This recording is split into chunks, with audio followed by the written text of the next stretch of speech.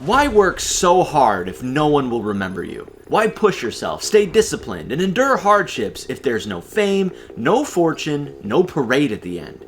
We live in a world that constantly tells us success is about being seen, that struggle only matters if it leads to wealth, status, or legacy.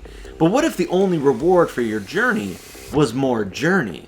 What if your greatest victory wasn't in what others thought of you, but in the fact that you knew exactly who you were? This is the reality of Mega Man Zero. Zero doesn't fight for recognition, he doesn't fight for legacy. He fights because it needs to be done. And that makes him one of the most human characters in Mega Man. At the start of Zero 1, Zero is thrown into a war. He is used as a weapon because the Resistance believes he's a hero, but he doesn't. He never calls himself one. He doesn't celebrate victories. He doesn't seek admiration. He simply does what needs to be done. Compare this to X. X became a leader. He tried to build Neo Arcadia to create peace. He was so important to humanity that they made a copy of him, and that copy, obsessed with being like X, became a tyrant. X left a legacy.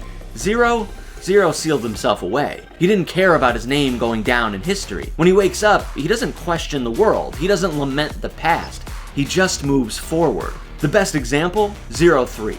A missile is fired. He fails to stop it in time. There is one chance left to jump onto it mid-flight and take it down. He doesn't hesitate. And the people he saves? Many don't even like him. In Zero 4, despite everything he's done, humans still hate Reploids like him.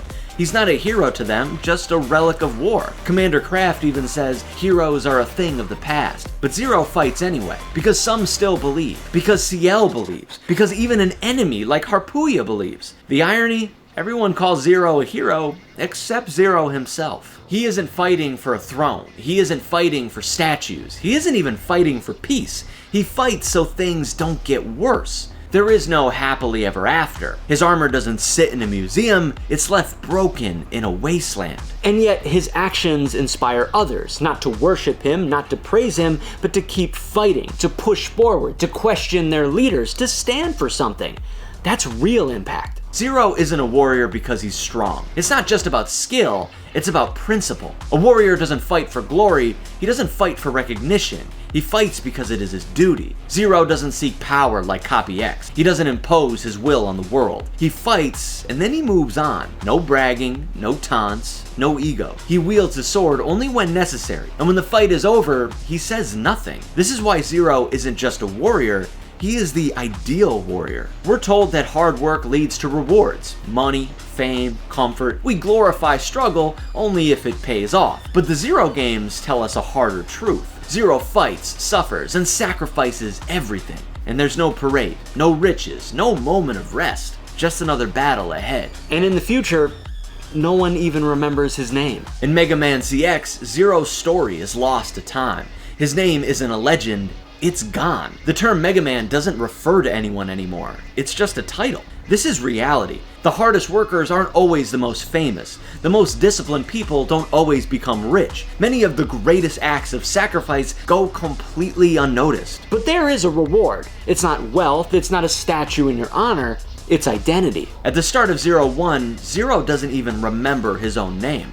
He's not just lost physically, he's lost philosophically. And then, across 4 brutal games, he fights, not to become a hero, but to become himself. This is why in Zero 3, when he's told he's merely a copy of his former self, he doesn't care. He doesn't break, he doesn't spiral like Copy X, he accepts it. And in the most powerful metaphor in the series, he literally fights his past self and wins. Because Zero isn't his past. He isn't his legacy. He isn't what others believe him to be. He is what he chooses to be. That's why at the end of Zero 4, he finally says, "I never cared about justice, and I don't recall ever calling myself a hero. I have always only fought for the people I believe in." By the end, Zero knows exactly who he is, and that's the only victory that ever mattered. Zero's story made me reflect on my own journey. Will I ever be famous? Probably not. Will I ever be rich?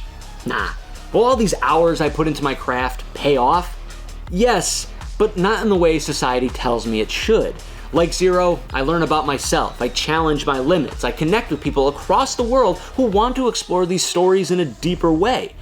Maybe my name will never be remembered, but if I can inspire one person, if I can light a fire in someone to push forward, to create, to grow, mission accomplished. Because Zero may be forgotten, but his fights still mattered. Centuries later in ZX, humans and Reploids finally lived together. Zero didn't live to see that world, but his actions made it possible. And in the end, that's enough. Hard work won't make you a hero. It won't guarantee recognition, but that's not the point. The journey isn't about wealth, fame, or comfort. It's about staying true to your values. You shouldn't chase success, you should chase purpose. Because you may not find glory, but you will find yourself. And that may be the greatest victory of all. The Zero games are brutal, fast, flashy, and unforgiving. It's easy to miss the deeper truths while dodging and slashing through enemies. But for those who look closer, Zero's story reveals something profound. He inspired me to push forward, to step outside my comfort zone. And if you want to hear more about that, you could check out this video right here.